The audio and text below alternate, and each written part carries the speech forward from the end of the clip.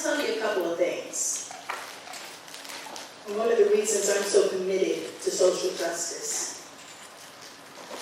A recent study done by North Carolina State University found that young black people are 80% more likely to be shot by law enforcement officers. And in my own personal life, when I was a young woman, once I was stopped for a routine traffic violation. And I noticed that when I pulled over and I was waiting for the police officer to exit his car and give me the much-deserved ticket, I was looking at my side mirror and I noticed that he was taking his gun out. And I thought to myself, he thinks I'm a man. And the reason he thought I was a man was because I was wearing my husband's jacket and I had a big afro.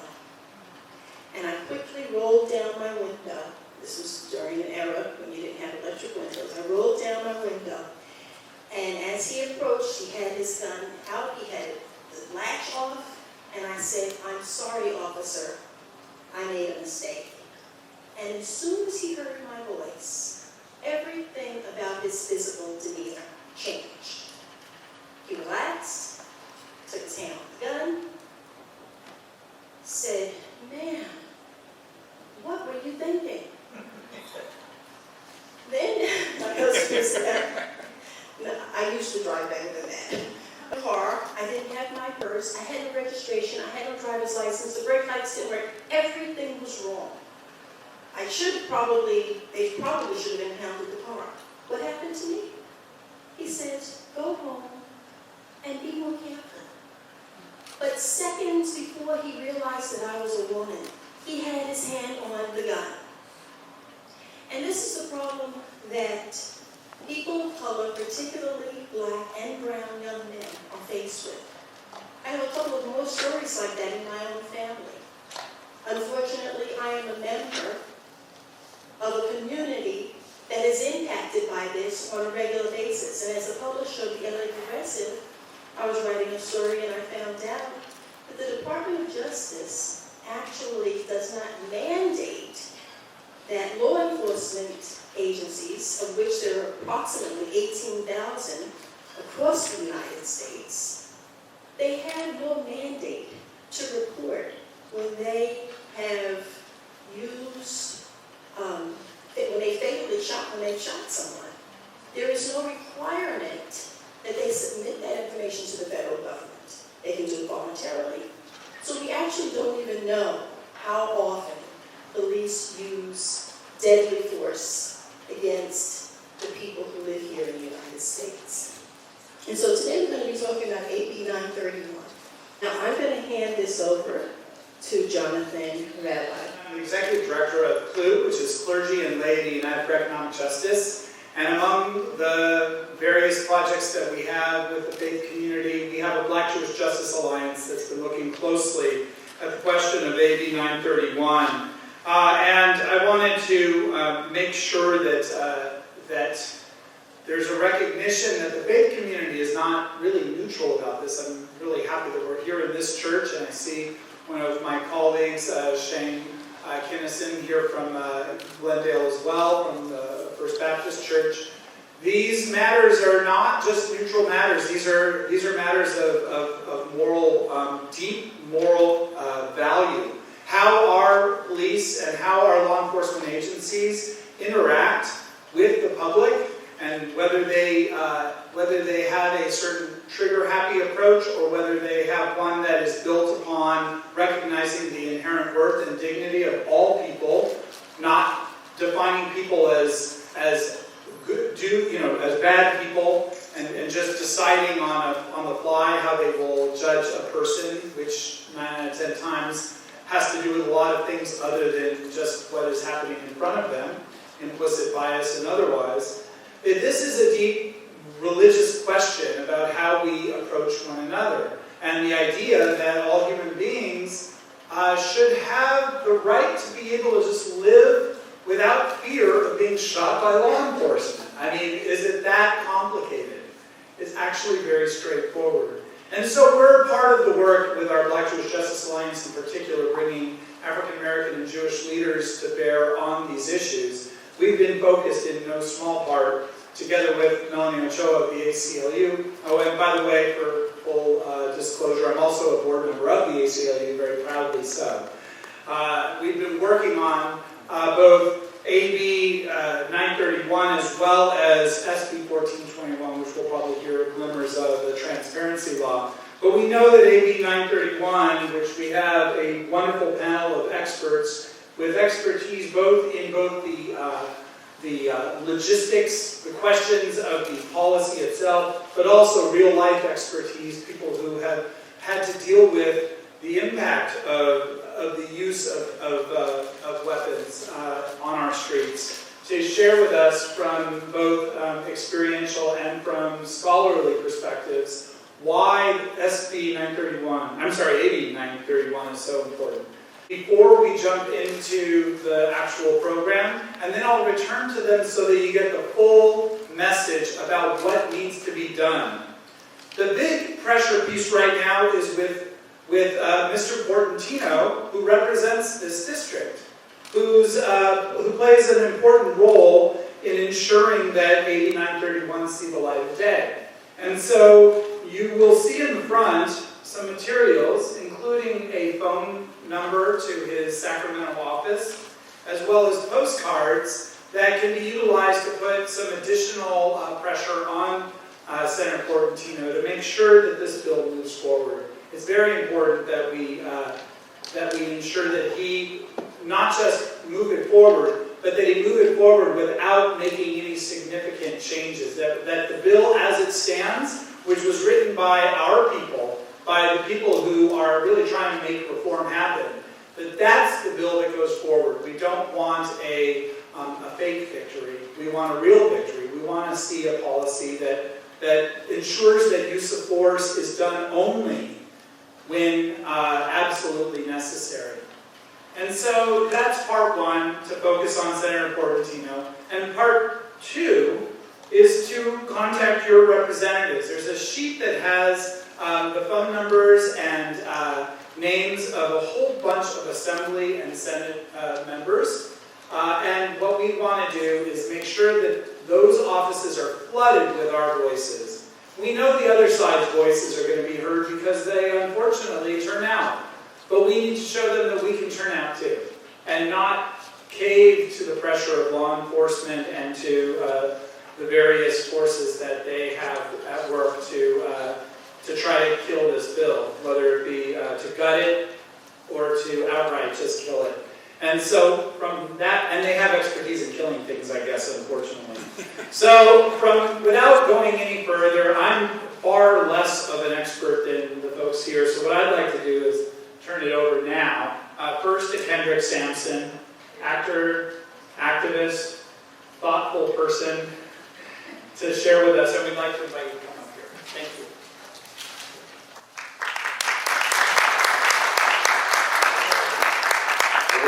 I don't know if I'm more of an expert than anybody here, but I definitely spent a lot of time researching and working to solve this problem, this epidemic of people being killed by police at an alarming rate, especially Black and brown communities, and to liberate Black and brown communities. I think everybody deserves the right to pursue life, liberty, and to pursue happiness.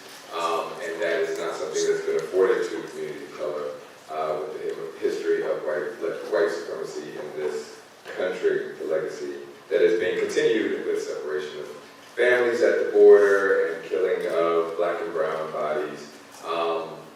And if any other organization was responsible for the deaths of 162 people in a state in 1 year, I think they would probably be shut down, right? But we are convinced to believe that because someone has a gun and that they are, through media and all of the things, because someone has a gun and that they are charged with, or they are charged with the responsibility of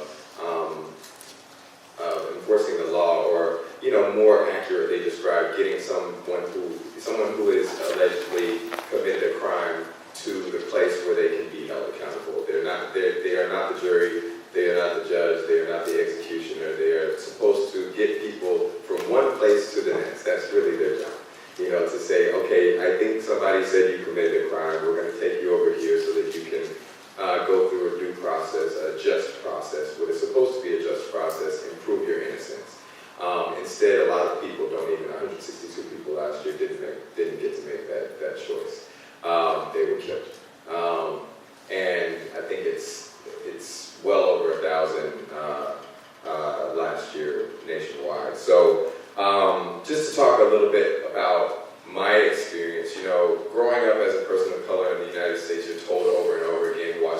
police, and which is sad because it should be, you know, you go out into the community and you're like, hey, say hi to Officer so-and-so, he just brought some, you know, whatever, some light into my life in some way, you know. We shared a donut the other day, I don't know, you know, it should be something, right? But instead, in communities of color, it's watch out for those police officers, they might kill you. And it wasn't a visceral reality to me until I started, because I lived in the suburbs of Houston. I grew up in the suburbs of Houston, in a very multicultural area, but predominantly white. And though I was treated away by the community, we didn't have a lot of police officers. You see, in a lot of safe areas, there are less police officers, which is funny. But you know, in safe areas, in more affluent areas, there are less police officers. And I grew up with a bit of economic privilege. We were middle class. My mom is white, and so I was afforded a privilege, seemingly, you know, that I was like, oh, well, I don't have to deal with a lot of things that, you know, people of color, my brothers and sisters who grew up in poor communities of color had to deal with, until I started venturing into the city, and where more police were available. And I thought, you know, I was told by, especially by black community, you have a white mom, so you're good, you know. And then one day, I was in a parking lot in a very affluent area, probably the most affluent area in Houston, sitting with my cousin in the car, and we're literally just sitting waiting for his car to warm up, because it was cold outside. And we're in a private parking lot, a gated parking lot, and we see an officer behind us in my rearview mirror enter the gate. And a light shines into the car, and then over the loudspeaker we hear, you know, roll down the window, put your hands out the window, and we see officers coming out with their guns drawn, which is pretty frightening. And we're told to get out the car, that if we get to the back, you know, to come to the back of the trunk, and put our hands on the trunk, and if we move, you know, they're going to shoot us, and if we try to run, they're going to bust our kneecaps. And you know, it was frightening. I had never had this experience before. I was a teenager. I was trying to figure out what I could have possibly done, sitting and waiting for my cousin's car to warm up, and the officer kept asking me to bend over further, and my cousin told me that the other officer was grabbing his genitals and like touching him inappropriately, and I wonder if I didn't, if I wasn't, so I was, you know, for like, excuse me God, but I was an asshole as a kid, so I was just very much like, you know, he wanted me to bend over further. I said, I'm bent over. You can just search me just like this. I don't have anything on me, I'm fine. And I wonder if I would have grown up more like my cousin in an area that had police where he knew that he could be killed at any moment, and he's had friends that were killed by police, if I would have been more compliant and would have been subjected to even more harassment, right? And with my mom, who is my savior, right, because she's white, I'm thinking, well, I'm going to get out of this, whatever. But then they find my mom's ID in the car. And they say, whose car is this? And I said, my mom's car. I'm a licensed driver, I'm listed on the insurance, everything. They said, oh, your mom, huh? I said, yeah. Excuse my language again, but then they said, he leans over to the other officer, his partner, and he says, yeah, his mom, fucking identical, right? And shows the picture. And I said, I do look a lot like my mom. We also have the same middle name, the same last name, we have the same eyes, we also have the same address. You have my ID in your hand, you have her ID. You didn't check the addresses. And he whispered over to him for a second and came and told us that we looked like we fit the description of somebody, you know, even though they shined the light in the back of our car. And that, you know, sorry about the inconvenience, and we're gonna go off. And I was, you know, incensed, and I was like, I need your badge number, and we gotta talk about this, and blah, blah, blah, blah. Again, not knowing that his friends, he was quiet, my cousin was dead silent. was like, shut up, because it can still go wrong. And those officers weren't ever held accountable. And then going back and talking to some of my friends that grew up in poor areas, that was a reality to them. That wasn't the first time that happened to my cousin, you know? And it was because of the color of my skin, because of the color of his skin, you know? This was you know, if I was a white person in that area, then it wouldn't have gone like that. And I just got back from Michigan where I talked to someone running for governor, Abdul El-Sayed, who is amazing. You know, he's absolutely amazing.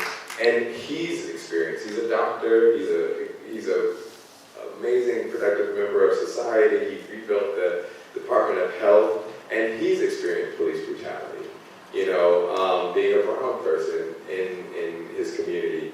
And I have such a passion that, you know, so many people still shy away from this subject, even though they say they support it. But it's so important that we all get involved and we build coalitions, because in this, especially in California, it's crazy that in Texas, we're further along than in criminal justice reform than California. And this is supposed to be a liberal state.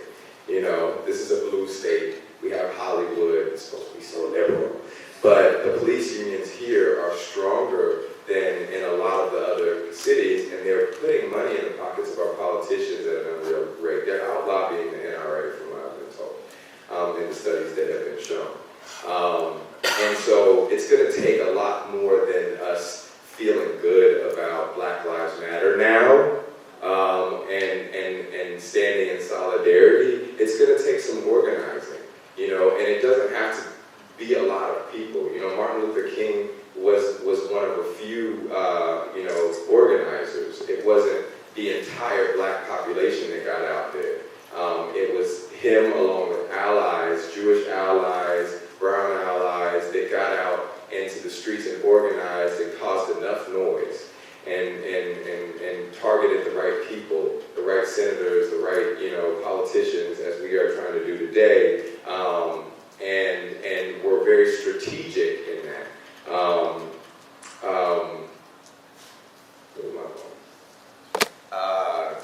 You know, so it doesn't take, you know, this church doesn't have to be filled to the brim to get the support that we need, but we can go out into the community in the same way that I did today, this weekend for Abdul El-Sayed. We can go knock doors, we can call people, we can put pressure on our politicians, we can get the support that we need in the communities that we need to get support in, and be very smart with our energy and strategic, and get this bill passed.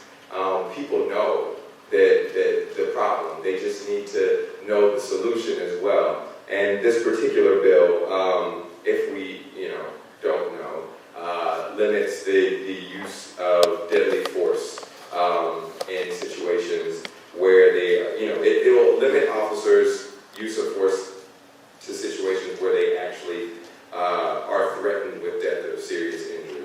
And as Cheryl was saying, you know, this is not an end-all solution. This is part of the solution, but it's a huge thing. My buddy is a policy analyst, and a lot of policy analysts have been that work with Black Lives Matter, have been talking about this for years, the use of force, limiting the use of force. And done studies in precincts across the nation where this has cut down killings by officers significantly when they institute this particular reform. And so it will limit officers, I'm going to read this so that I don't get it wrong, but it will limit officers' use of force, deadly force, to situations where they actually are threatened with death or serious injury. It will limit police to using deadly force only when there are no other reasonable alternatives. So officers must de-escalate rather than resort to deadly force. And it will make officers accountable when it is their own recklessness that led to the situation where they use deadly force, so they can't jump in front of a moving car and claim they feared for their lives. I mean, it sounds funny, but it's actually a common practice. And you know, altering police reports and collaborating with their colleagues and saying this is what happened. And getting away with it, even with the silliest excuses. But those silly excuses justify murders. We have to remember that. It does all this by changing the law authorizing officers to use force, which will change the standards by which police agencies get trained, disciplined, and prosecuted. Now again, we have to have governing bodies that hold those police officers accountable, and we're working on that. I work with Reform LA jails, and we're working to push this initiative, which we turned in 246,000 signatures. And so that will be at the top of the 2020 ballot, and we have to, amplify that message to grant, and unfortunately it will happen in 2020, but grant subpoena power to the Sheriff's Civilian Oversight Committee. But, and so there are many pieces to the puzzle, but this one is huge. And the studies that have been shown where they implement a limit in the use of force have been overwhelmingly in favor of limiting killings. It also makes the police officers safer. So anyway, that's it. That's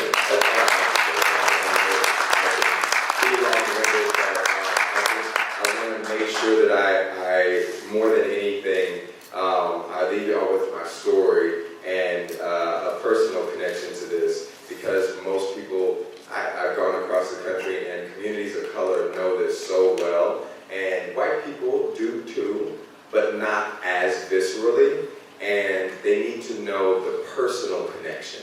And also, that's what you use, that's your best tool in going out into the community and telling people about this. You can tell them the facts, and the facts are 100% necessary in changing people's minds and understanding what this bill is. And it's very simple. There's 3 points that you can go out with, and I'm sure they'll give this to you by the end of this event. But most importantly, tell your story.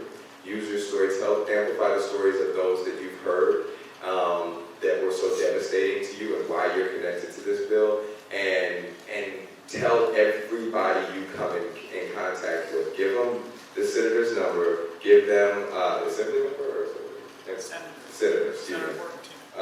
Senator Portino's number, and like you're connecting, like y'all are networking. Go out there and be like, this is the number that you 916-651-4025. Memorize that. And 916-651-4025. It'll be given out as well, but I'll give it to you one more time. 916-651-4025. And tell everybody you know. When you're in the grocery store at the line, hey, what did you do this week? Well, funny that you ask, and go and knock on doors and make calls, and let's run this like a campaign and protect lives. Blessing. There's not a lot of jobs out there where you have the right in your job to take lives. And so when you have such a major responsibility as that does not give you free rein to ignore all the filters that are necessarily placed on that right. And maybe that right needs to be modified. And so that's what we're trying to do. We're trying to say it's not a right to go there. We're not saying that in any way that you should be put in danger as a law enforcement agent, but there's a big gap between being in danger and terrorizing a community, which is where we are right now. So I'd like to now turn to one of our wonderful ally organizations, both an ACLU ally as well as a CLU ally with the Youth Justice Coalition, and invite Ellie Beard-Witt to come forward. I hope I got your name right. And I'm really grateful. Youth Justice Coalition is an outstanding organization that's been there every step of the way on so many of the policies that we hold to be the real pathway forward, and we're really grateful. So thank you. I'm also a student at Cal State LA, and I'm here today as an impacted family member to talk about the importance of AB 931. So back in 2012, I had a cousin who was shot and killed by law enforcement. He was only 14, and sorry. So he was only 14. He was killed by Santana Police Department. He was killed the day before his first homecoming game, and he was suffering a mental health episode because he had just found out that his mom was pregnant and she was engaged to her boyfriend, which was not his dad. And he was a kid, so he still had the hopes that his parents were going to get together. So he wanted to run away, and he wanted to run away to his grandpa's house, which was only a couple of blocks down. So they ended up calling law enforcement, and when they showed up, they did not know how to de-escalate the situation. No medical intervention was called or anything, and they ended up shooting him. So they shot him twice in the lower body, and then 2 more times in the upper body, and once behind his right ear, so behind his head. And he was crawling away from the officers, so they shot him twice in the lower body, and he was crawling away. And then they shot him 3 more times. And the day after, when we went, you could see like the trail of blood, like you could see like where he was initially shot, and you could see where he was crawling away from the officers, and eventually where he bled out. And he was 14. He would have been turning 21 this year. He never got to see his 18th birthday. He's 21st, and it's really hard because not only did we have to deal with like the loss of my cousin and have to deal with like funeral services and all that, but he was also criminalized by law enforcement and by the media. He was 14, but he was 6'2", so he was really tall for his age. So initially, in the reports, they stated that he was this big, menacing guy between the ages of 18 to 24 years old. And it wasn't until that they posted a picture of him, and he was a kid. So that's initially what kind of prompted me to start working with the Youth Justice Coalition, and through them, I started meeting other families who were also affected by this. And the bond that we have with these families, it's so like genuine and pure, but it's also devastating to know that what connects us is this common factor. And we started, so the families that have been working previously with the Youth Justice Coalition has started a research project, and we call it a real search project because we don't want it to stay at a university and not do anything. So we want this this information to go back to the community. And what we found out was that, so we mapped all of the incidences of law enforcement of deadly use of force in LA County, and we have found that from 2000 through 2017 there's been at least 851 people killed by law enforcement. So 851 from 2000 through 2017, and not a single conviction. They were all declared within policy, they're all justified. And that number is up to 865 as of 2018. And you see like the magnitude of this issue, like we have, we're connected with families all over California. We work with families in Sacramento, Stockton, Long Beach, all through California. And like, again, it's really hard because the distance is the only thing that, separates us. Because we share, like, you don't have to share our stories because we know what it's like. We know the pain, So I just really want to urge and like to stress that, 865 is not just a number. The empty seats that are right next to you could have been them here today. So I really want to, stress that this is not just random numbers. These are people who had families, who had lives ahead of themselves, and they could have been here up telling their story here today. They were tragically lost to law enforcement. And again, like, it's so ridiculous how they just have to state that they were in fear for their lives or in fear of somebody else's lives, and they are legally authorized to kill somebody. So I just really want to urge folks to really, call the little postcard Portantino and really pressure them, because, this is who it's affecting us. And on the map that we created with the Youth Justice Coalition, we found that most of these killings are happening in already disserviced communities and communities of color. So you see that, like, they see us as targets. They don't see us as people, and that's what I really want to stress, and I really want to urge folks to humanize all these people, because at the end of the day, it's about being compassionate, being humane. These are people that are being killed. So I just really want to urge folks to realize that.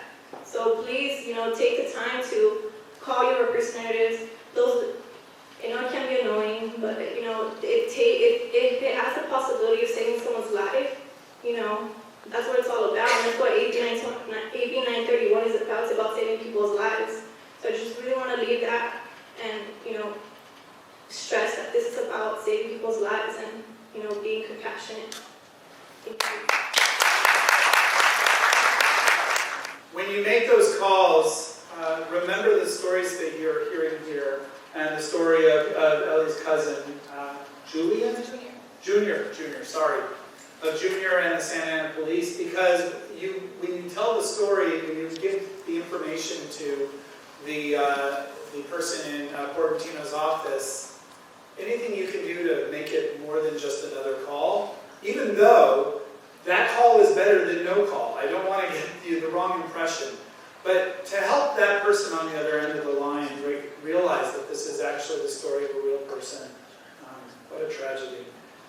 So we turn our attention now to Peter Biegring, who, as a staff attorney and director of the police practices for ACLU in California, has really been leading a lot of the movement to pass this policy, and has been a long-standing ally both of CLU and Youth Justice Coalition and so many of us in different parts of our work. And this expertise really has been powerful all along. So I really want to say thank you also for your leadership in this campaign, as I welcome you to come up now.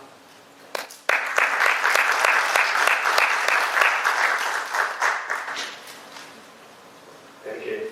And thank you to Ellie and Kendrick and the panelists for sharing your story and your experience. I know it's hard, and you're so powerful doing it. So I want to talk a little bit about the bill itself and what it does, and also the extraordinary opportunity that this is, that we have now to pass really landmark legislation.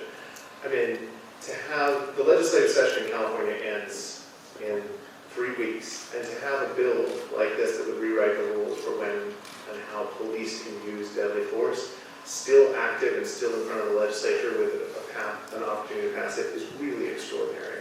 It is something that we should work hard over the next 3 weeks to make sure that Senator Portantino and other senators and assembly members hear about. And I think that this is being here. I've been director of police practices. I've been working on policing issues at the ACLU for more than 12 years now.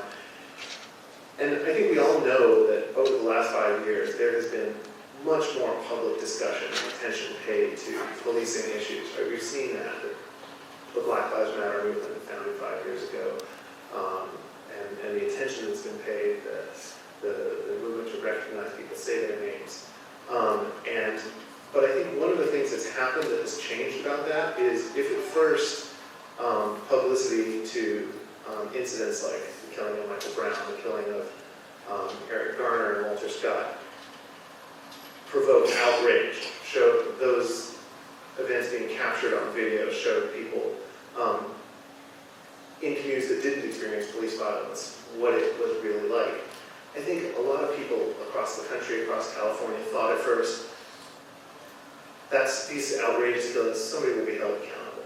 And then we saw in Eric Garner, no charges filed. We saw in Philando Castillo and Holton Sterling, no charges filed.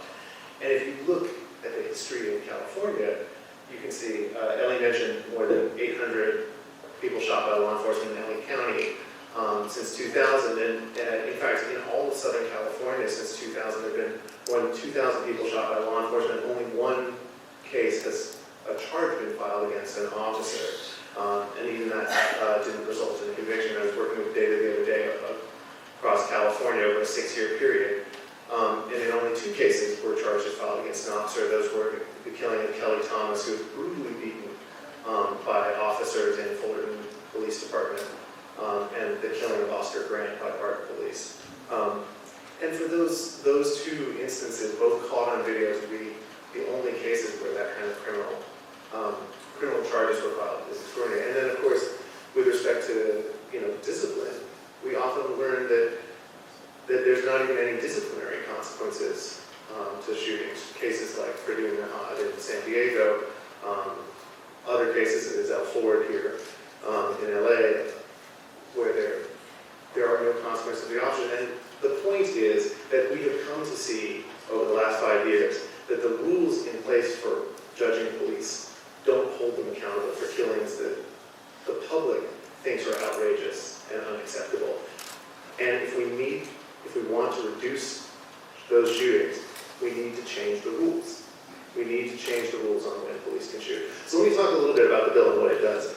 I think one of the interesting things to think about, at the ACLU we worked on issues around body cameras, hoping to bring transparency. We've worked on and the policies that govern them. We've worked on public access to records and issues about the equipment they have, whether they're tasers and policies.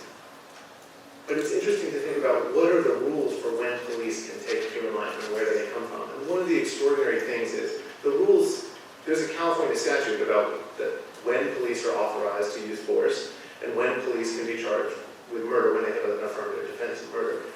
Those statutes were written originally in 1872. The criminal one hasn't been changed since then. It's the oldest unchanged statute on police use of force in the country. And written in 1872, literally when this was the wild, wild west, and at a time, just a year after the Chinatown massacre was some of the biggest mass lynching in U.S. history. So what has actually restrained police is not actually the California authorization for use of force. It's been the Supreme Court, the U.S. Supreme Court ruling that people have a constitutional right, that there's a limit against excessive force. Some police force is so excessive that it violates people's individual rights. And they set that forth in a case called Graham v. Connor, not until 1989. So less than 30 years ago, there are officers on the force today that started when that wasn't even the standard, and police were essentially ungoverned. But that's pretty extraordinary. The idea that police across California, our California law says, police can use any amount of force that's not so excessive that it violates people's individual rights. It doesn't have to be that way. We can actually ask more from our police than that. We can say, our values are such that we want you to use force less often. And in fact, the Supreme Court standard is very permissive. It says officers can use force whenever a reasonable officer would think it was reasonable to do so. And even in the context of deadly force, they've said some extraordinary things. Courts have said extraordinary things in interpreting that standard. They've said that whether officers could do something else besides deadly force is something the court should look at, but it's not the end of the story. I think most people think that that's outrageous. The idea that if an officer had something else they could do besides take a human life, that they're not required to do that first, is really extraordinary. Most of us think police should only take a life if they have to. There's no other option for them to avoid a deadly threat. That is the first thing that AB 931 would do. It would say officers can use deadly force only when it is necessary, only when a reasonable officer would think that there were no other reasonable alternatives. The second thing that would do, that changing that standard would do, is require that whenever it's safe and reasonable to do so, an officer use de-escalation tactics. Officers don't have to do that under the current law, and they should. And some departments offer de-escalation training. Other departments, all officers are taught in the academy that they can use distance, keep their distance from a suspect. They can use cover.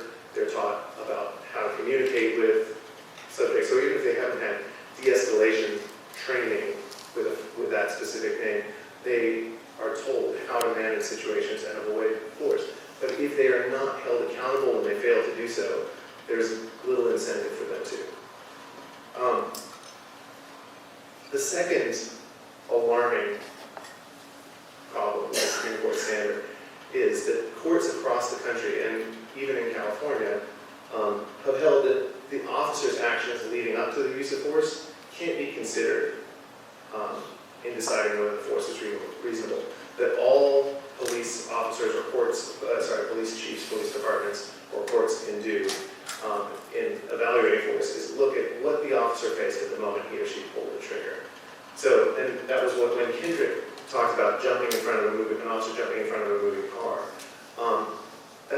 And then firing into the car because they were under threat. That's not an unrealistic scenario. And in fact, a case went up to the U.S. Supreme Court from the Los Angeles Sheriff's Department just 2 years ago involving deputies who kicked a door down of a house without announcing themselves, without saying that they were police officers in the Lancaster area. And when they entered the house, they found a guy who was not the person they were looking for, who happened to be holding a BB gun. And they shot him.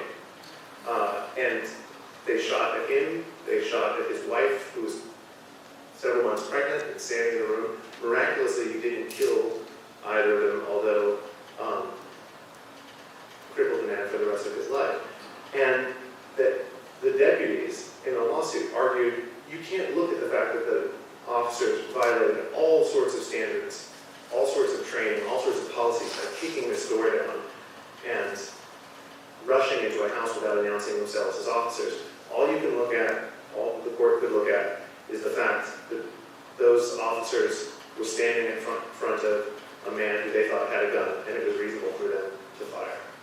And the second thing that AB 931 does is change that standard and make it clear that courts, police chiefs, juries, judges can take into account the officer's conduct leading up to the shoot. The third thing, and related to the second thing that the bill does, is make clear that prosecutors can consider that when filing charges. Under current law, under this statute that hasn't been changed since 1872, prosecutors essentially are in the same position. They can only look at whether an officer faced a threat at the moment that they were that they pulled the trigger. The bill changes that and said that where an officer's conduct is so reckless that it shows a disregard for human life, that can be considered, and an officer can file charges for involuntary manslaughter. And let me say, that puts police officers in the same position as every other person in the state. If you're a bus driver, if you run an amusement park or a mine, and you so depart from the standards of your profession that it shows a reckless disregard for human life, you can be prosecuted for manslaughter. But police officers under current law cannot, as long as if they kick down a door and run into somebody's house without announcing themselves, as long as at the moment they pull the trigger, there's a person in front of them with a gun, they cannot be charged. And that's an injustice that we should fix. So I do want to say, when we came up with these changes to the rules, we didn't just make them up out of thin air. These changes actually track some of the recommendations that even law enforcement is making for their own internal policies, and in fact track changes to policies that some departments have adopted across the United States. So in fact, San Francisco adopted a standard, it's basically the necessity standard, in December of 2016. Other departments across the country have done that. And in fact, the Obama Justice Department, there's a unit within the Department of Justice that basically addresses police departments that have a pattern and practice of misconduct. They're the unit that brought the consent decree over LAPD back in the 2000s. And in the last few years of the Obama administration, one of the things that they consistently did when they saw a pattern of excessive force was impose a necessity standard in that police department policy. And so those standards are in place in a number of departments. They were involved in the San Francisco standard. The place where the effects have been seen most clearly is in Seattle, where the policy has been in place for more than, I think, nearly 4 years at this point. And the court that oversees that, the consent decree, the lawsuit brought by the Justice Department, has had its monitor evaluate use of force policy. And what they've seen is that mid-level and serious uses of force has dropped dramatically, dropped by 60% in the department. And at the same time, injuries to officers didn't go up at all. Crime didn't go up at all. So when we hear law enforcement respond to this by saying, if you take away our right to kill, I still can't, it's still actually difficult for me to get my head around the fact that police officers with a straight face stand up and say, we need to be able to kill when we don't have to. But they make that argument and they say, if you don't let us do that, officers will be killed, officers will be too scared to get out of the car, so crime will spike. It's just not true. We have the experience, the data that shows that that is not true. So this is a reasonable bill that puts into California law standards that have already been implemented in some departments, have been shown to be effective, and it will save lives. It will save California's life. So I urge you to get the materials, put in your calls to Senator Portino, get your friends and family to put in those calls. Senator Portino right now really has the fate of the bill in his hands. And if he has the power to kill it, he has the power to rewrite it and make it almost meaningless, and we need to make sure that that doesn't happen, and that we get out there and tell him he needs to be a champion on this. He needs to stand up and let this bill through. So, thank you. Two bills that kind of deal with the question of extrajudicial injustices. One of them being this one, AB 931, where we're saying that police have the right to just be judge and jury and arbiter and enforcer of penalty by killing people really with complete impunity. There's no pressure. And add on top of that all the ways which the other bill we're looking at, SB 1421, is that what it is? Covers them up so that they don't even have to deal with the public once they do these terrible things. So we have that extrajudicial injustice. The other one that I just want to mention on the side that I know ACLU is involved in is the question around money bail, where you have people sitting in jail who have never even seen a judge because they simply can't afford to get out of jail because they can't pay the bail. And so we have a system of injustice that's built into our so-called criminal justice system. And I just see there's a thread here of what we're trying to move is to having responsible laws where no institution is above the law, which is kind of what we have. We have a legal system, we have a judicial system that is above the law. And so officers in the street can move without any fear of how their actions can, terrifying, over 800 deaths in this way, plus no accountability, just hear that. That's extraordinary. No case of action taken against law enforcement, or one that failed. So it's in that context, but also wanting to have at least a little bit more clarity around, what it might look like from a different perspective. I want to welcome Cheryl Dorsey forward, Cheryl Dorsey, who is a retired LAPD sergeant and police reform advocate. What a wonderful opportunity to hear from you as well. Thank you.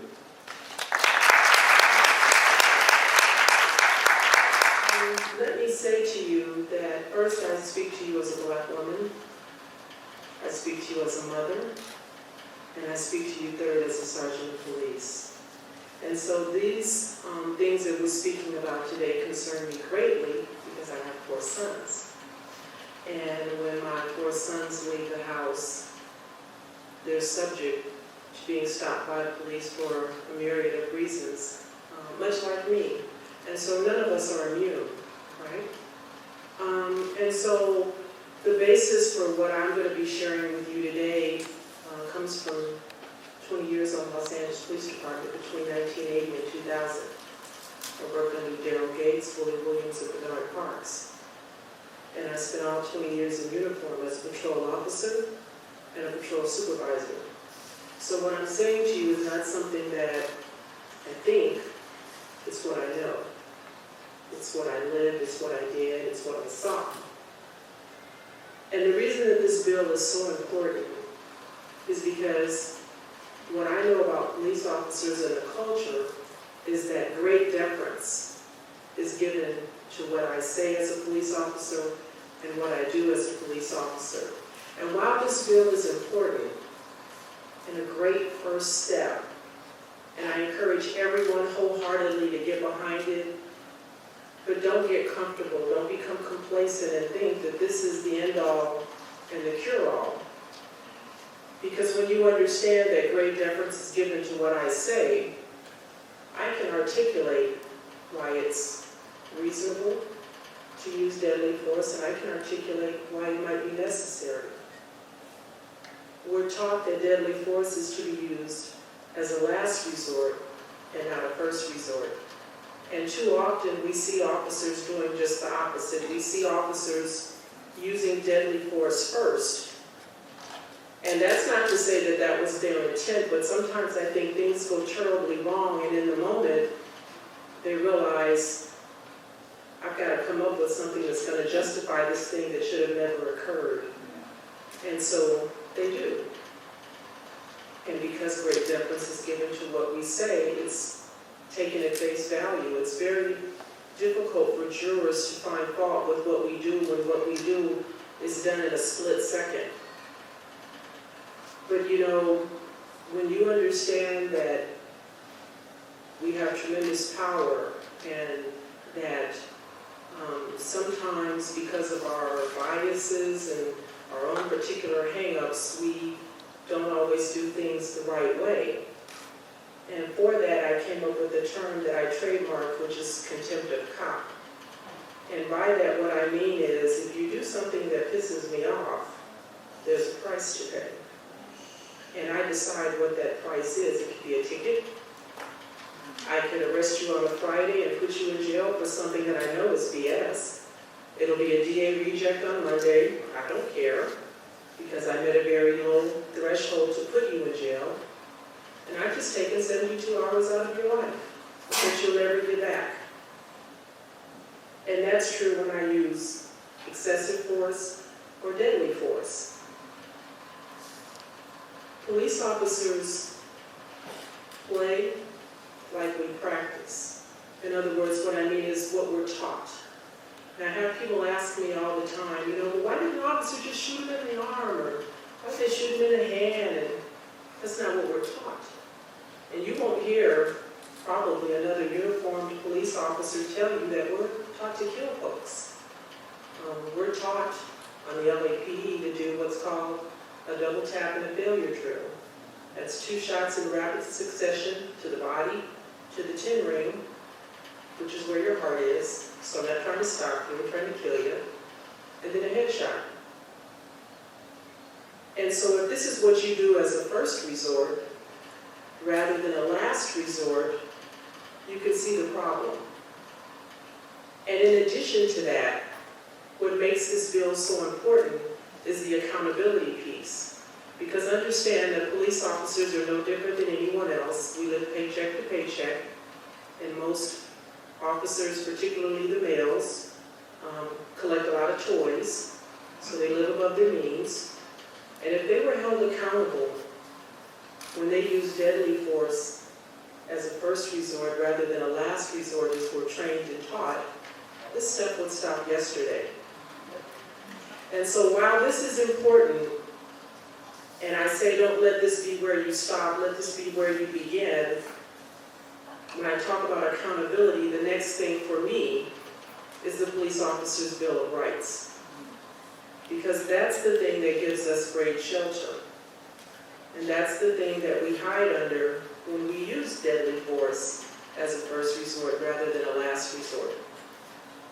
And And so if police officers were no longer to say that I feared for my safety, or as in the case of Terrence Crutcher, Betty Shelby said his just mere presence scared her more than anything ever in her life, and that's why she shot him in the back as he walked away from her. And there was no accountability. As in the case of Ezel Ford here in Los Angeles, who was walking down the street and minding his own business, and the officers who stopped him thought he looked suspicious, and they shot him without any consequence. If we change the accountability piece and hold officers responsible when they violate policy or procedure or law, this thing will end yesterday. And understand that police chiefs have great autonomy over their departments, and they can discipline an officer in a variety of ways. It can be something as simple as a conversation, or it could be days off. Rarely is it termination. We don't hear about it because a lot of times the police officer's bill of right makes personnel matters a confidential issue, but it's important to understand that you can't just rely on a police chief to do the right thing with this officer, because in my opinion, the police chiefs have a responsibility to the entity, the LAPD, and they want to protect that, because they understand when there's a shooting that's out of policy that a lawsuit is coming, and so they're not going to say anything in front of a bank of cameras in a soundbite that might support that civil suit that's coming down the road. And so they do whatever they have to do to protect the entity, the organism, the department, and in a lot of instances, they wind up also supporting and protecting that officer. And so it's incumbent upon you, the community, to institute rules and regulations that will hold police chiefs accountable, hold their officers accountable, and ultimately hold those above them accountable. You know, in LA, we have an independent civilian review board, the police commission, and while that's important, they really have no teeth because they make suggestions, and then the police chief does what he wants. And so this is an election year. Every police chief serves at the pleasure of the mayor. And if they're not thinking the way you're thinking, then it's important that you do the things that are necessary to put the people in positions of authority, much like the senator, who are going to hold our officers accountable when they use deadly force as a first resort and not a last resort. And I'll stop now because I understand we're going to have some questions afterwards. Thank you.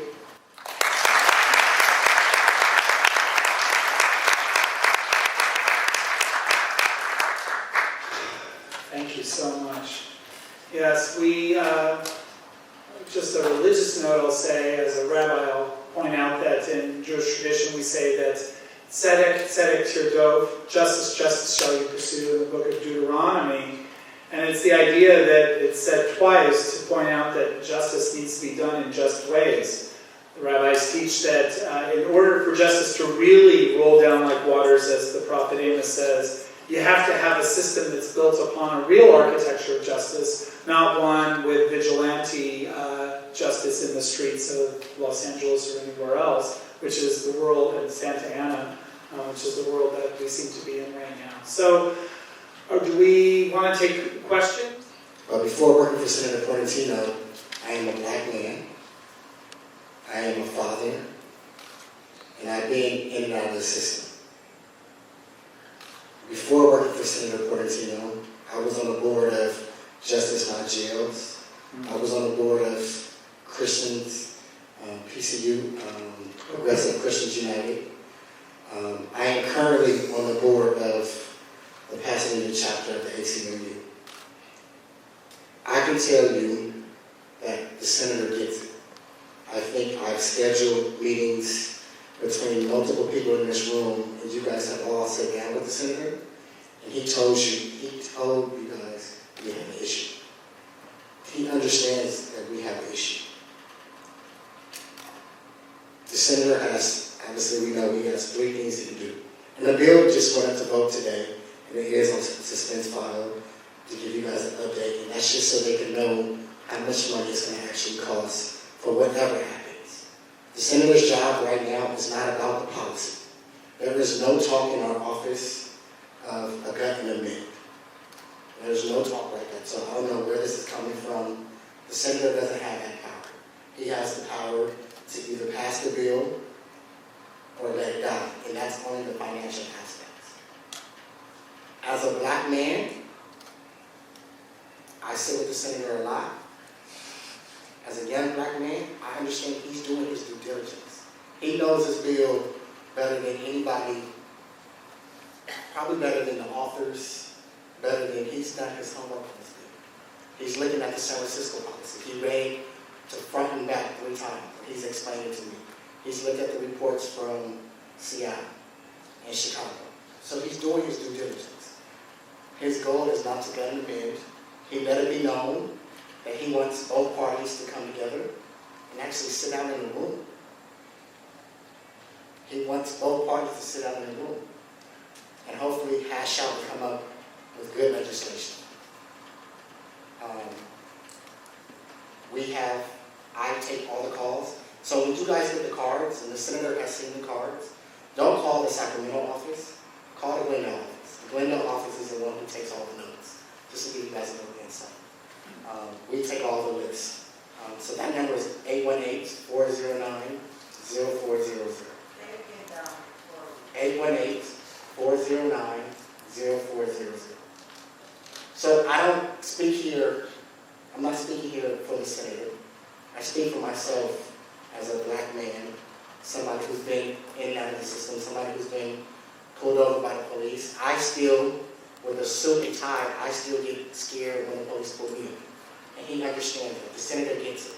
The senator sits in front of the police lobbyists and the police chief and says there's no reason why men of color should be killed. Those are his exact words. So I'm glad that you guys have this one. I'm glad we're getting the community aware. I'm glad we're having this conversation because no lives should be killed by nobody's hands, regardless if it's the police or it's somebody on the streets. All lives matter. Black lives matter. White lives matter. Brown lives matter.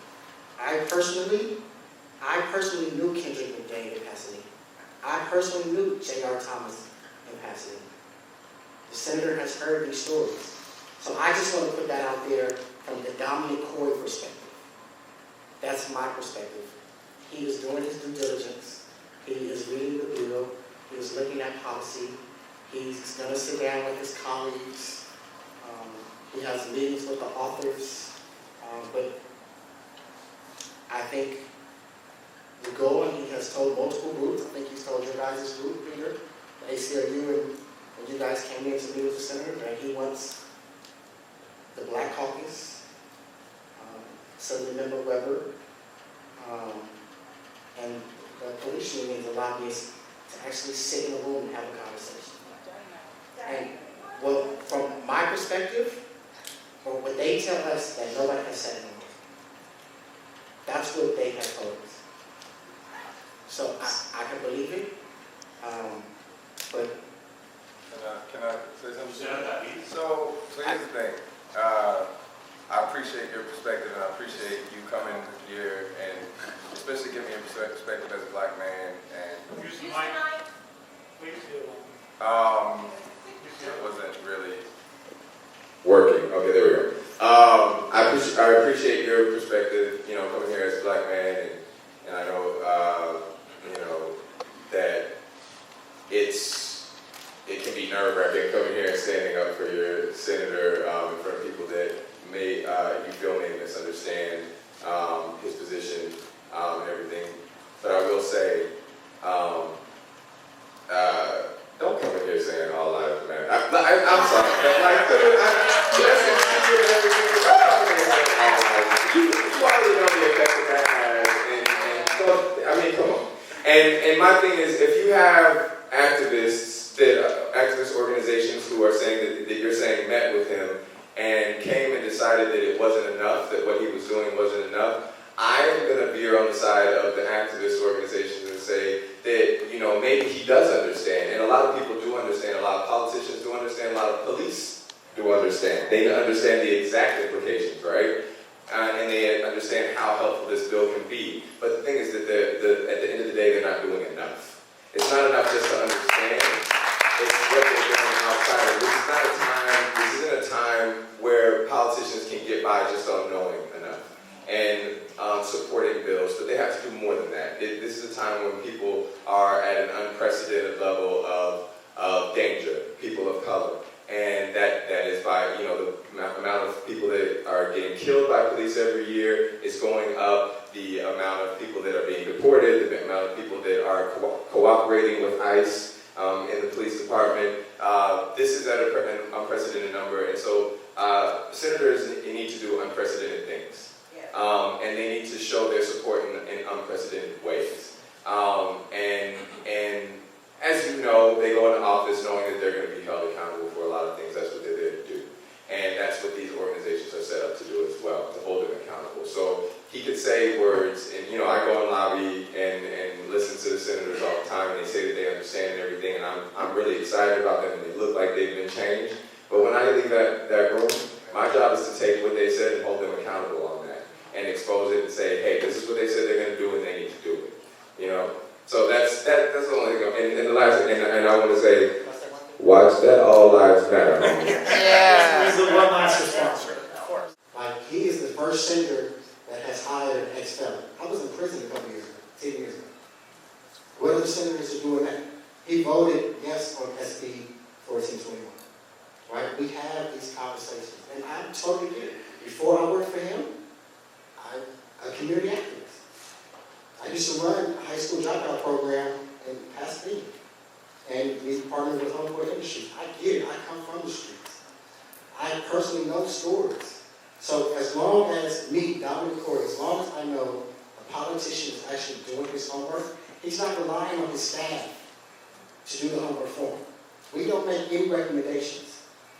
We have conversations, we pass messages, but he is doing the homework. And as a senator, that's the best type of politician that you want. I did want to respond, just so folks in the audience know, that I was in a meeting where Assembly Member Trevor Weber, who was the author of the bill, sat in a room with probably upwards of 30 members of law enforcement. These are representatives and lobbyists from law enforcement agencies and associations up and down the state. Early in the process, because she wanted to hear what they had to say, and they said in many different ways how they hated this bill, how the necessity standard was unacceptable, how these changes were outrageous, but they have not. And she said, I'm open to hearing about alternatives, and they have not presented any. And look, this is not, like, there's a system for this. When there are bills in Sacramento, groups that don't like them and have concerns, they offer amendments. And, you know, we're in the position we're in because law enforcement associations, police unions have very powerful lobbyists in Sacramento that have gotten laws in place that have these rules that don't reflect California's values. They are there. They know how to send these letters saying, here are the things you can change that would make this a better bill or acceptable. They haven't, not, as far as I know, not a single law enforcement association anywhere in California has tried to engage on this bill in any way other than to kill it. They haven't offered any suggestion for what they would do to address this problem for a legal change that would be acceptable. So I just want to make that clear. So I think it's important to acknowledge that political leaders have a choice on how to vote. They can vote their conscience, or they can vote their professional political safety position. And no matter how wonderful Senator Portantino may be, he's got a lot of pressure coming around the political side too, because of the impact of lobbyists, the impact of the money that goes from these police, these law enforcement unions.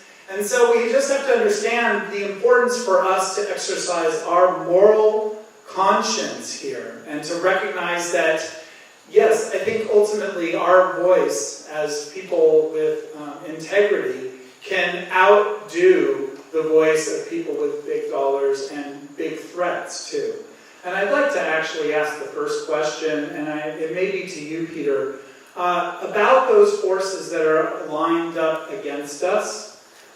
Can you share a little bit, or any of you actually, probably many of you have stumbled upon them in the offices in Sacramento as well. What are the voices that are working against us? Whether it be particular police unions, law enforcement agencies, or department, other law enforcement agencies, etc. Because I think we actually need to start naming them. Because one of my concerns, I'll just finish in a second, is that we don't name the forces that are working against us nearly enough. And that's part of why we don't always win.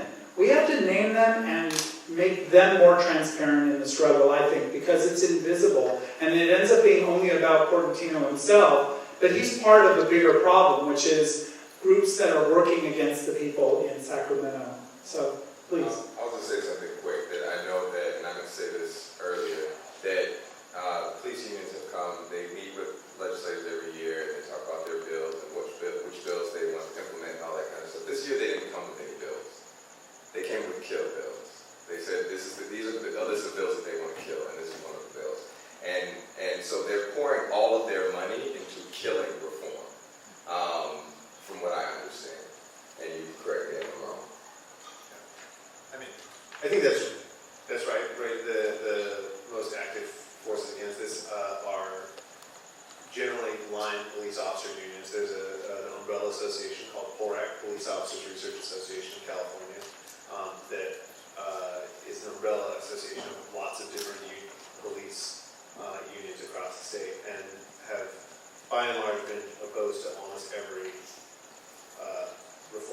police reform measure that I can think of in the time I've been working, but they're especially virulently opposed to this bill.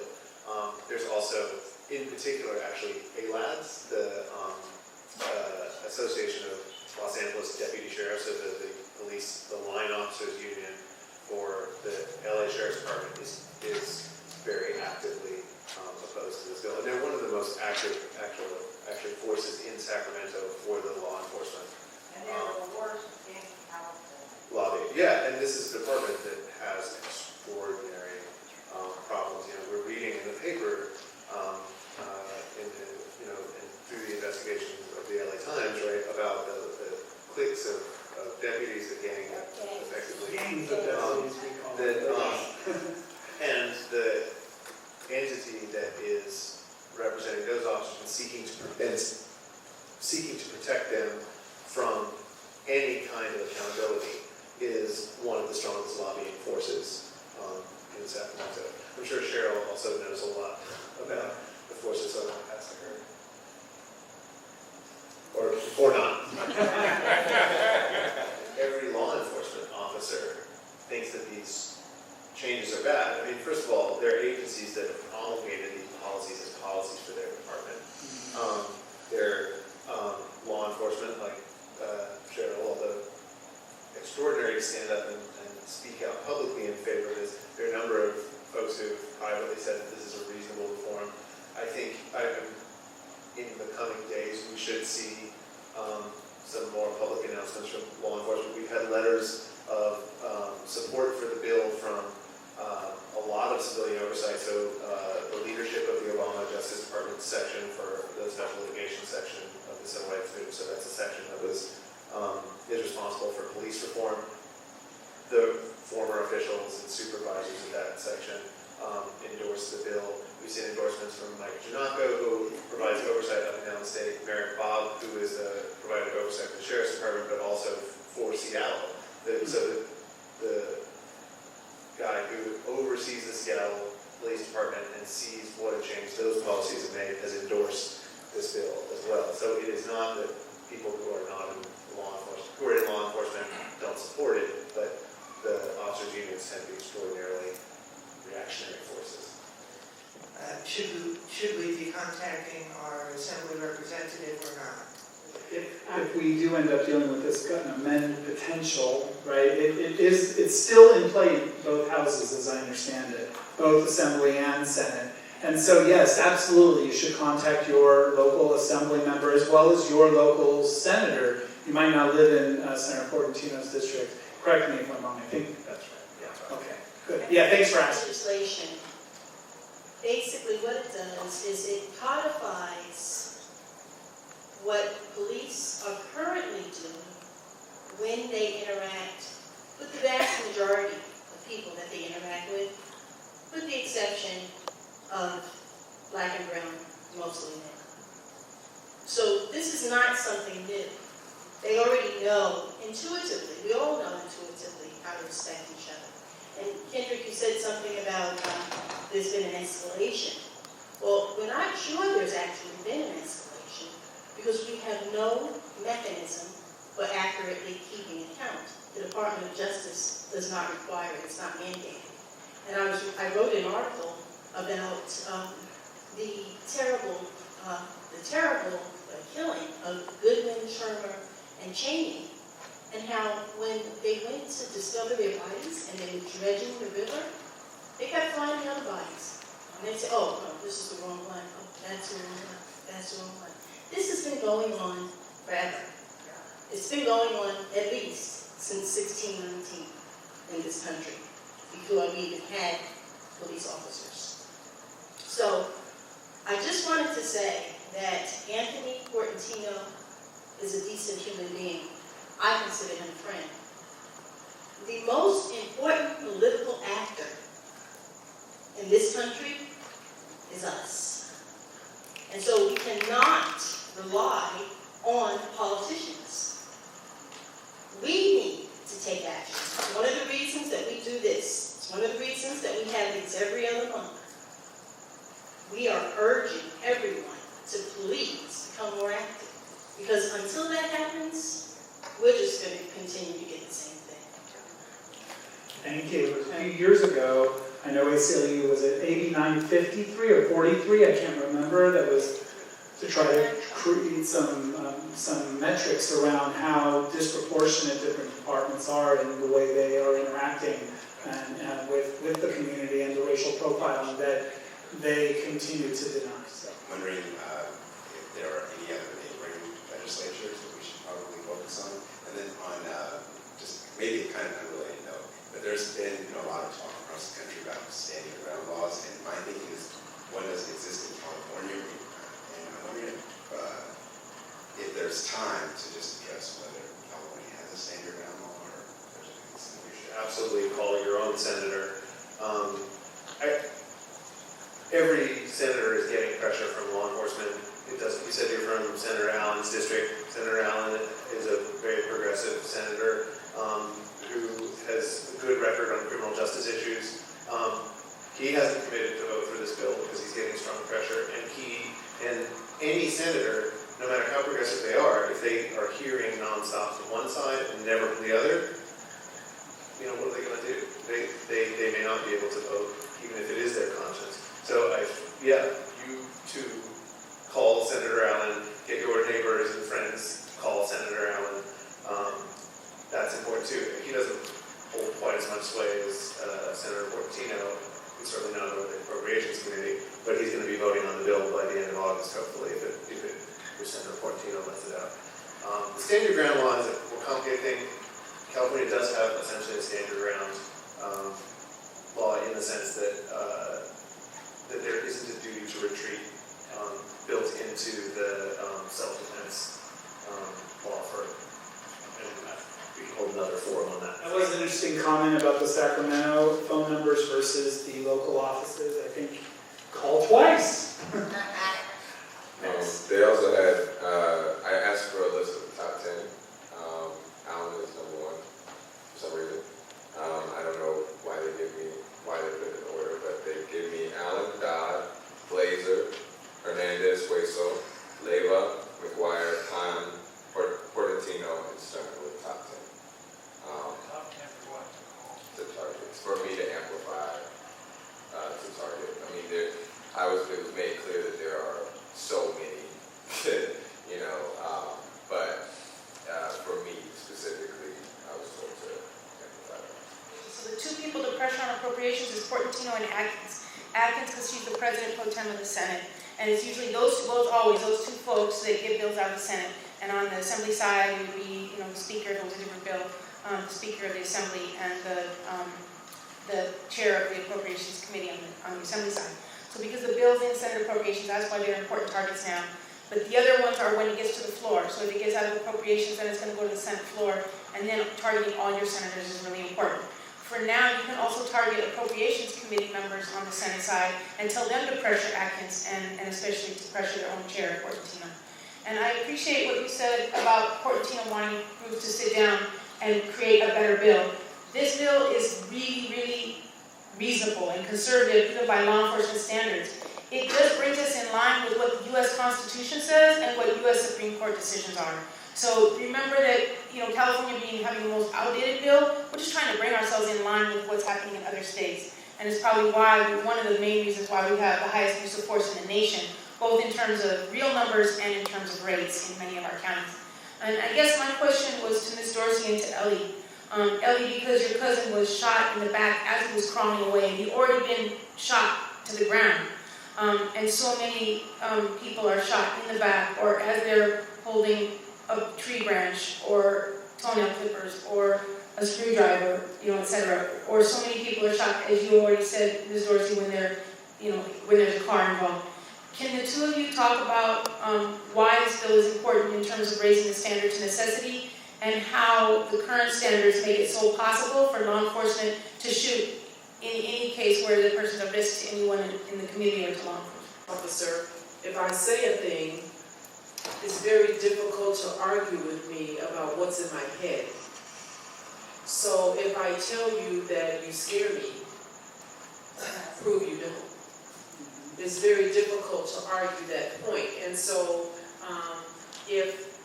but for me, and based on my training and years of experience on the LAPD, one of the things that we're taught is that, whenever there's a use of force, we have to be able to articulate every strike, every round that's fired.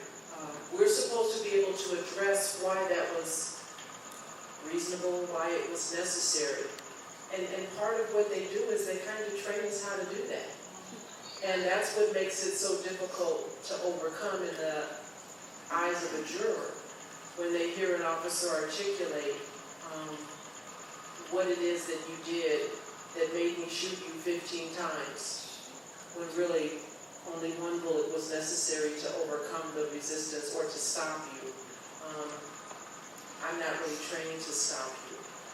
And I don't know what has changed in the time since I left LAPD now, where officers are emptying clips, a magazine, 15 rounds, when they are not taught to do that. We're taught to control our fire. We're taught to fire 2 rounds in rapid succession and then reassess the threat level.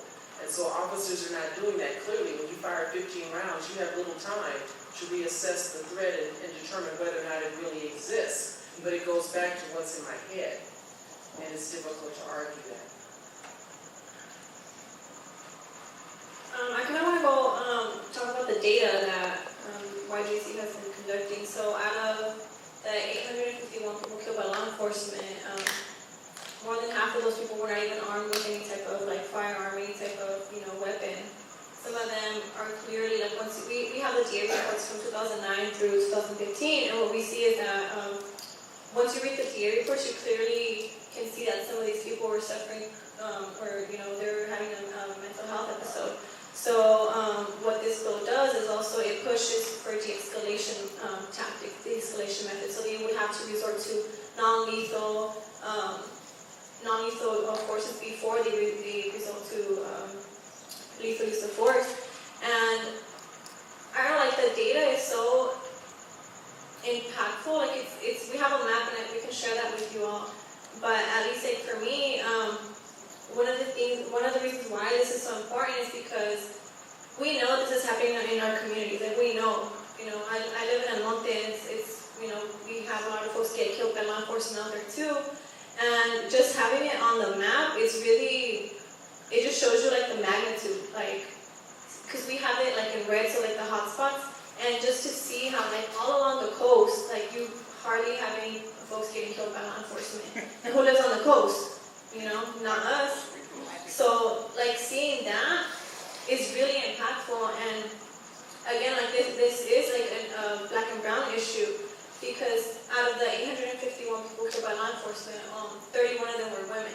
So they see black and brown men as targets. They don't see us, or they don't see men as humans. Like they see them as little like targets. So it's ridiculous. I really want to stress that this is not only about changing the narrative, but it's also pushing the de-escalation method. That way. And maybe more importantly, why can't Southern California police departments do the same? What I can tell you is that if there is a difference, it's because of the consequence.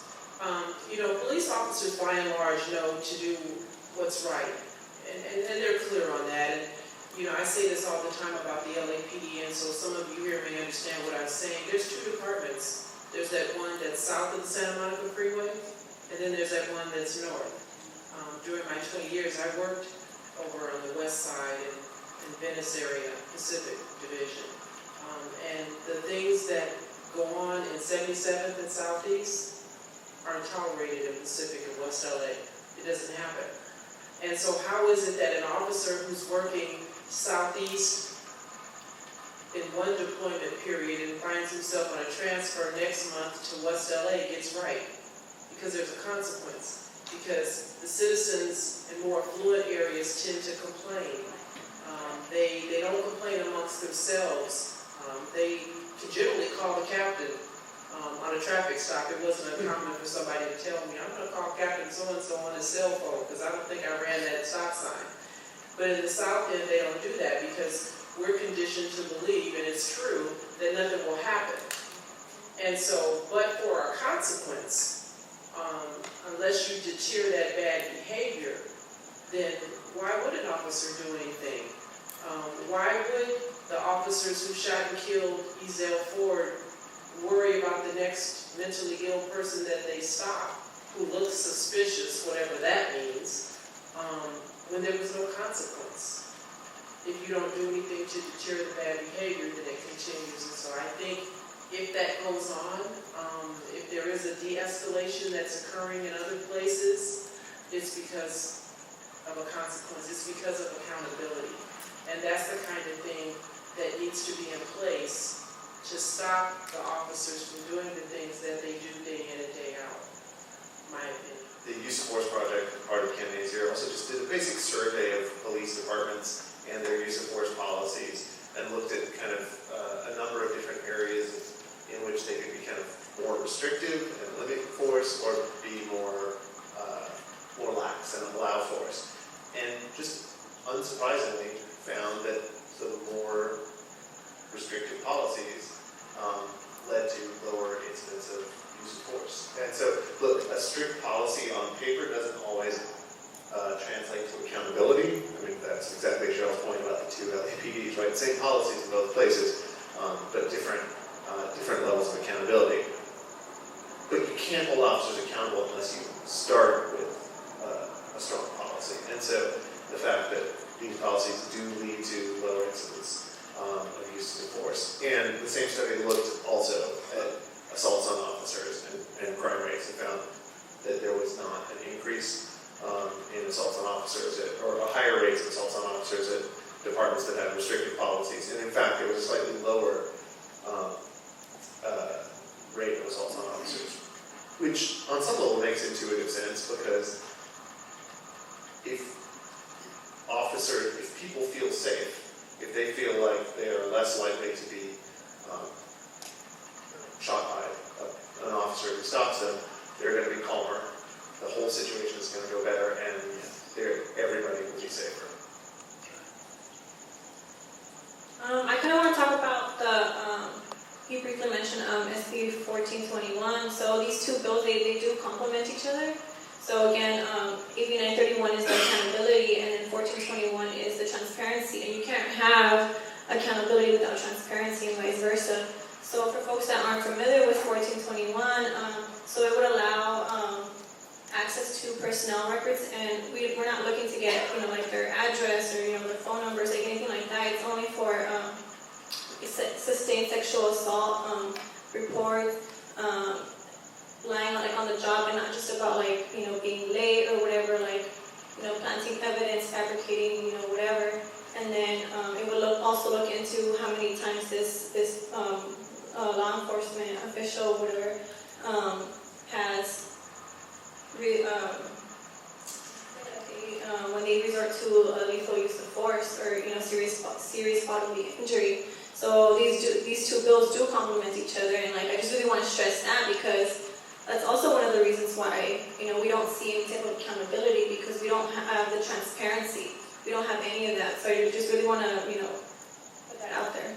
It's a policy and an analyst that puts together campaign0.org and mappingpoliceviolence.org, and they have extensive studies that you can check out, you know, which the police department this type of performance and statement and how it's affected, you know, how they did the study and what they came up with. It's pretty extensive. About 4 years ago, I was on the mayor's cabinet in Seattle, and the consent decree came down from the Justice Department in terms of our police department that it just killed a Native American and another person or two in the community without reason. And what was really helpful, because one of our biggest enemies in the process was the police union. And so what the mayor did is he established one piece, which was a great police accountability committee that oversaw the consent decree from inside. And one of the issues that we notified was that the training, which was done by the state police, did not meet the standards that the city of Seattle needed. So with the accountability committee, we also kept up the community pressure, because the community pressure, once it disappears, all the things go to pot. Yeah. So that's why this group and our work has to be in terms of being that element that kept the fire in the police accountability committee, kept the fire under the mayor. Since then, we're in our 2 mayors after mine. And now, because of the community pressure, and this is unheard of even for so-called liberal Seattle, we have Carmen Best is the first female black police chief in Seattle. And she's going to make even more changes. And she's not going to put up with that abuse. The other thing I just want to tell Kendrick, one time they asked Dr. King, when he was in the struggle and was asking for civil rights progress, they said, well, you know, Dr. King in a national interview, they said, well, you know, not all the Negroes agree with you, and you don't have all the Negroes marching with you. And he said, I never expected to have all the Negroes. I just wanted the right ones. And I think in this house, we have the right ones. I think it's a racial issue, but I also believe it's, you know, you were talking about sexual assault. I think it's like also could be against women and also classes, depending on where you are. Because I had a situation some years ago where I was being pulled over for unknown reason, and I pulled over in a store instead of stopping in a compromising area. And I fought that ticket, and I was put through the ringer for it. And that's when I found out about Mitrice Richardson. That's my next question. And so she was a young black woman that was taken into the sheriff's Malibu jail and then released in the middle of the night, even though they said that they would let her out in the morning to her parents. And then she wasn't found alive again. And the sheriffs, they moved her remains without the coroner's permission. And they did a whole lot of other things, like 12 different things that are completely uncalled for. And so the parents did sue, and they won for negligence, but no one has found out who, or, you know, one person or more than one person did it. And there's always been speculation that the sheriffs may have had something to do with her demise. Her clothes were strewn about, and they never even examined her clothes at the coroner. So my question for you is, due to the parents and the community pushing for the case to remain open, it is open, but they're not doing anything about it. And I feel that cases like this, where there is definite evidence that there was tampering, should not be just buried. If this passes, you know, I'd like to know, is it going to be retroactive? Because this is very important. There's actually some murders happening recently in Malibu. So it would be pertinent for community safety as well as closure on this case. Reform LA jails, it was what I was talking about earlier. A lot of that was inspired by Mitrice's case, and much tension is because the oversight committee that oversees the sheriff's department has no subpoena power, and that's what that initiative would, that ballot initiative in 2020. Unfortunately, we have to wait until 2020, but we have to raise a campaign that raises awareness around that because we have a lot of people that want to kill that initiative. To give subpoena power to the Sheriff's Civilian Oversight Committee so that they can subpoena those documents and hold the Sheriff's Department accountable. Are not retroactive, so they would go into effect at some point in the future, and that's the standards that would be applied to police use of deadly force after that date. I will say it's worth. One of the things you're pointing out is that even in individual instances, it's community pressure often that prompts investigations, that prompts actions by whether the police chief, sheriff, or the district attorney, and public knowledge about these incidents that kind of creates accountability that's necessary. As one of the last speakers said, as soon as the public stops getting involved, everything goes to pot.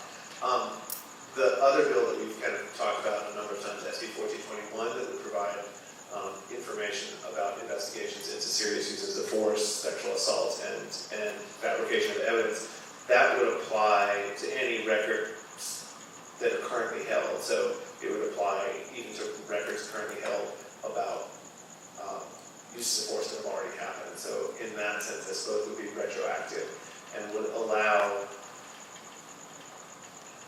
the community to apply that pressure, because the sheriff, the police chief, the district attorney would know that if they cover up a sustained or take, essentially no action when there's been a fabrication of evidence, that would get out and become public. And so that bill would do that for Can I ask about that? Would it need some sort of a Public Records Act request in order to get that information? Yeah, so the family would... The family, the press, the activists could file a public records request and ask for access to those records. And I think we should also acknowledge that, unfortunately, race does not always work in our favor, because we have a district attorney here in Los Angeles, Jackie Lacey, who should know better than to let every cop off. I'm just saying. And so there's still that to deal with as well. But we have to say those things with a lot of thought in how we say those things, because we also need to be attentive to, what we're saying. But in any case, we need to change systems. Certain dollar amounts are more valuable than people's lives, right? So if we can do something to save people's lives and things like that, is a better way to spend money. But like financially, this is specifically for Cheryl. Doesn't it cost a lot of money to have these cops murdering people? Doesn't that cost more money than bringing the law up to date? So how can they make that argument? Well, I say this all the time with regards to that. It feels like to me that there's like a special slush fund that all police departments have. And so they just do this thing that they do. And they don't have a problem paying $2.4 million, $6.3. They don't blink an eye. And the thing that I think, since they don't mind paying, because after all it's your money, it's taxpayer money that truly goes to settle these suits, and that's why I say if an officer just had to pay 1%, just give him 1%, it will break his back. This stuff will stop yesterday if an officer knew for sure, for real, that although the city's going to pay the bulk of it, but all those toys at the house in the garage, I'm going to have to homestead my home, Mrs. Cop is not going to be happy. If they knew that there was a penalty, if they knew that they were going to be held personally, financially accountable, and not just the taxpayers having the burden of making those families whole, and you can't make someone whole with money when you've lost a loved one, again, this stuff would stop yesterday. Thank you so much. So who are you going to call? Senator Portantino's office, where you can talk to his deputy over there. You should, there's the 916 number, there's also the number, the local number that I'll say one more time, is 818-409-0400. Please contact him to get this out of appropriations and moving to the next level in the many hurdles and ultimately to hopefully to the governor's desk. Do not forget, of course, to contact your own state assembly member as well as state senator. And the numbers are out on the back table, and you're also welcome to take a picture of this if we run out of flyers. Make a point of doing that. And I would just also ask that you come to more of these types of gatherings. Stay involved, stay engaged, and we're so grateful for you to be here. Thank you very much.